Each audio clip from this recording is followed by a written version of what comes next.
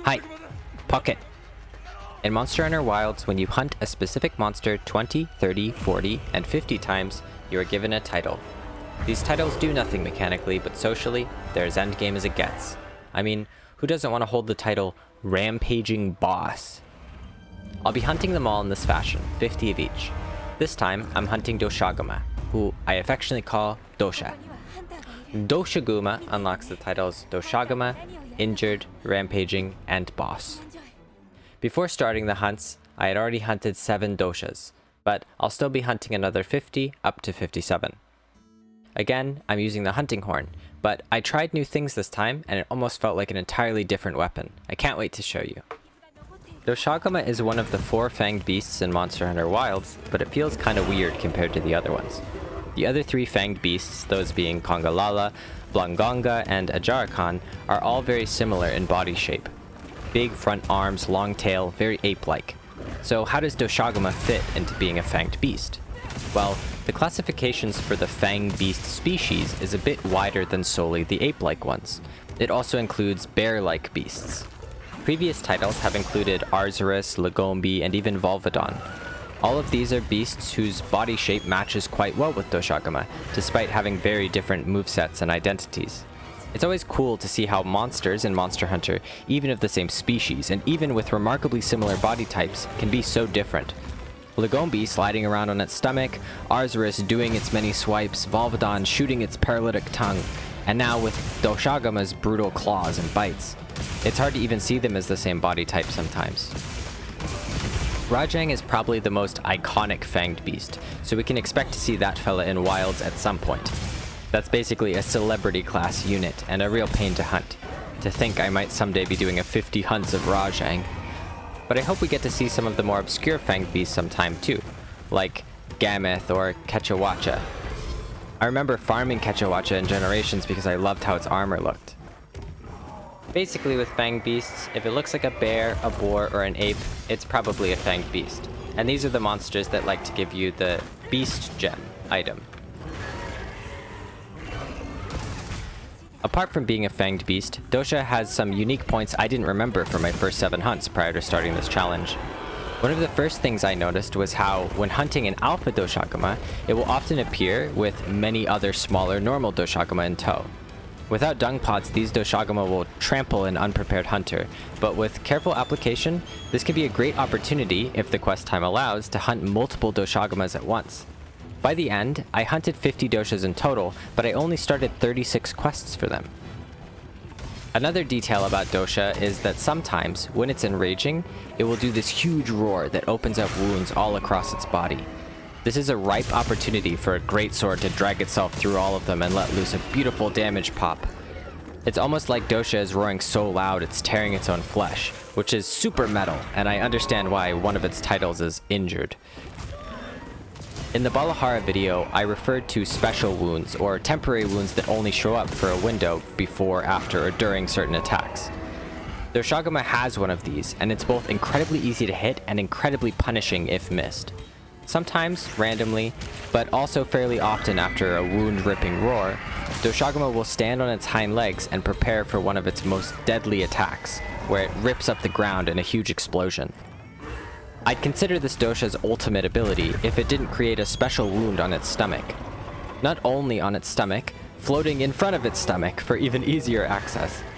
Like I said with Balahara, these special wounds give bigger openings when broken, and it was no different with Doshaguma, taking the scariest attack and turning it into a great damage opening for you and your team, or you and your Palico if you hunt alone. Between this temporary wound and the wounds Doshaguma made on their own, I was, as they say, eating good. You might have seen it already, but in some of these hunts, I switched out my hunting horn. I wanted to try out some new melodies. After all, sonic waves didn't serve a purpose apart from a little boost in damage, and I wanted to try pursuing a life outside of the offset that I'd come to love during the 50 Balahara hunts. Hunting horns have a big list of melodies, but the one you see at the bottom is sort of like its super move. It isn't saved or played alongside the other melodies, as it has its own spot, and you activate it with a different input. The one I decided to try was Resounding Melody, and holy guacamole, it was brutal. I was getting flashbacks to firing the bow's Dragon Piercer down the entire length of Narwa and Ibushi back in Rise, as the shockwave from the hunting horn ripples down the length of the monster. This attack was insanely strong, and comboed with the weapon skill Slugger, I was creating a lot more openings than I had been with the Thunder hunting horn I was using before. Between stuns, resounding melodies, and blunt echo waves, some of the later Doshaguma hunts were brutal and efficient, and I'm proud of the comfort I started to feel with the weapon in my hands.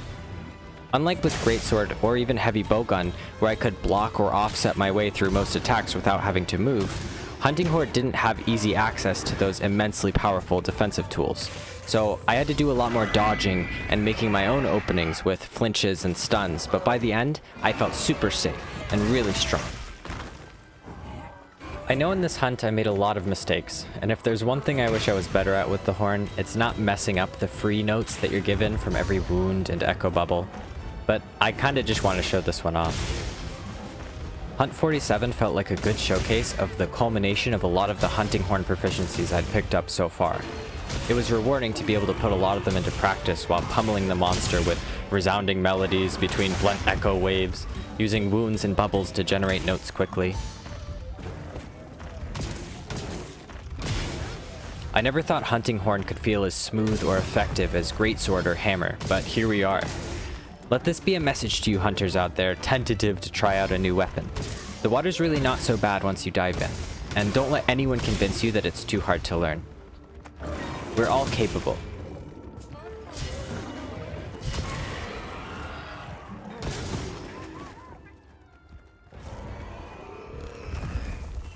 Doshaguma is a big, scary unit that can hit like a truck, but sort of like a big body in Magic the Gathering, without many keywords, it won't get much done.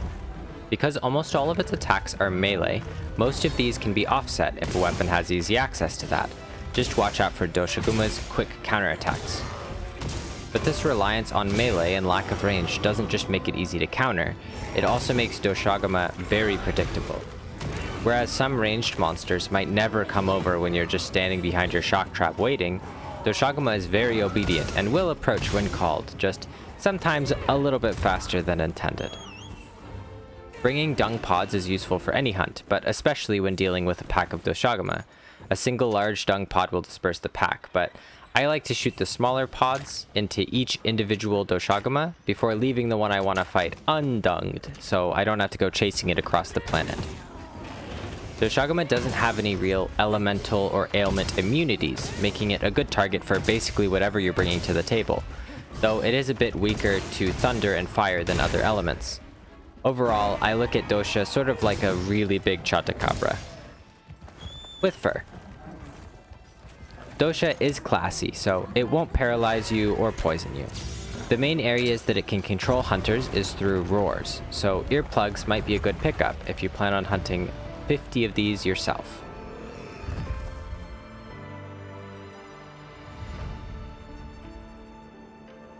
Overall, these hunts took me 7 hours and 30 minutes, which means each hunt averaged out to around 8 minutes and 47 seconds.